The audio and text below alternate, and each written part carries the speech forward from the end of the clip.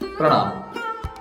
एकाग्रता के लिए अष्टांग योग, इसकी श्रृंखला में आज हम योग के दूसरे अंग नियम के बारे में चर्चा करेंगे। योग के 8 अंग हैं: यम, नियम, आसन, प्राणायाम, प्रत्याहार, धारणा, ध्यान और समाधि। इसमें से योग के दूसरे अंग नियम के बारे में आज हम विस्तृत चर्चा करेंगे। नियम हमें सिखाता है कि अपने भीतर हम कैसे सुधार कर सकें ताकि हमारा मन शांत रहे और एकाग्रता बढ़े। महर्षि पतंजलि के अनुसार नियम के 5 भेद हैं। सबसे पहला भेद है, पहले पांचों भेदों के नाम बताता हूं। 5 भेद यह है: शौच, संतोष, तपः, स्वाध्याय और ईश्वर प्रणिधान। तो इसमें से सबसे पहला भेद है शौचम। शौच का मतलब होता है शुद्धता, और यह 2 तरह की होती है: आभ्यंतर शौच, बाह्य शौच। तो इसमें जो बाह्य शौच है, इसके अंदर शरीर की स्वच्छता के बारे में बताया जाता है। शरीर, हमारे परिवेश, वस्त्र, हमारे पुस्तकें, हमारे जो घर के माहौल, हमारे चतुर्पार्श्व में जो एनवायरनमेंट है उसकी स्वच्छता, ये सारी बाहरी चीजों की स्वच्छता को हम बाह्य शौच कहते हैं। उसके बाद आता है आभ्यंतर शौच, जो कि बहुत ही महत्वपूर्ण है। इसमें मन की सफाई की जाती है। तो इसके अंतर आता है क्रोध, ईर्ष्या, आलस्य और जितने भी नकारात्मक सोच है, उन विचारों को दूर करके जीवन में सकारात्मक सोच को अपनाना, यही है आभ्यंतर सोच। जब शरीर और मन दोनों ही स्वच्छ होते हैं तो पढ़ाई में मन जल्दी लगता है और ध्यान एक जगह में टिकता है, हम एकाग्र बन पाते हैं। अगर स्वच्छता ना होगा तो हमारा मन हमेशा विचलित रहेगा। तो नियम के दूसरा जो अंग है, उपभेद है, वह है संतोष।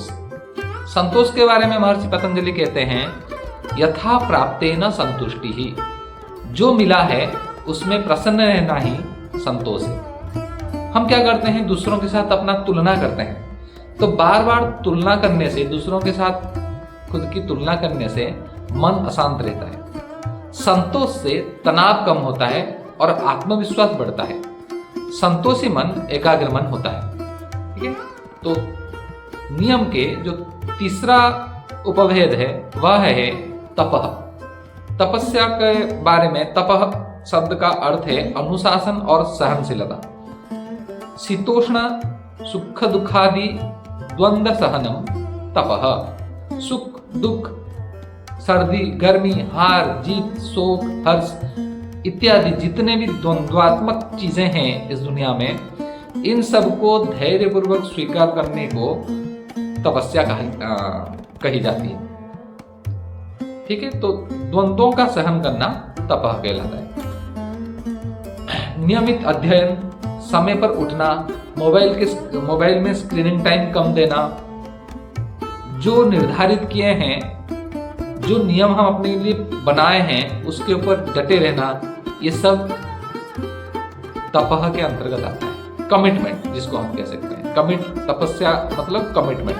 अपने कमिटमेंट को पूरा करने के लिए अपने सारे सामर्थ्य लगा देना ही तपस्या है। चौथा आता है, नियम का जो चौथा पार्ट है वह है स्वाध्याय। स्वाध्याय का अर्थ है स्वयं का अध्ययन, अच्छे ग्रंथों का पठन, अपने पढ़ाई के बारे में चिंतन, अपने विचारों पर चिंतन, आत्मचिंतन, हमारे अंदर क्या कमी रह गई, हम किस तरह से अपने आप को और बेहतर बना सकें। आध्यात्मिक ग्रंथों का पठन, नाम जप, ईश्वर का स्मरण, भजन कीर्तन, ये सारी चीज स्वाध्याय के अंतर्गत आता है। स्वाध्याय से मनुष्य अपने कमजोरियों को पहचान पाता है और धीरे धीरे उन्हें सुधारने का प्रयत्न करता है।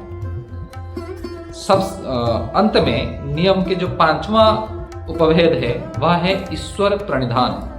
ईश्वर प्रणिधान का अर्थ है ईश्वर का चिंतन और कर्मों को ईश्वर को समर्पित करना।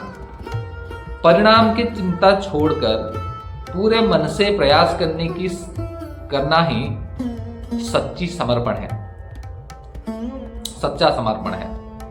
ऐसा करने से मन हल्का रहता है और पढ़ाई में पूरा ध्यान लगता है। तो इसी तरह से नियम के 5 उपभेद बताए गए हैं: शौच, संतोष, तपः, स्वाध्याय, ईश्वर प्रणिधान। प्रिय विद्यार्थियों, नियम केवल योग का अंग नहीं है, बल्कि जीवन जीने की कला है। इसीलिए हमें योग को अपने जीवन में अपनाना है।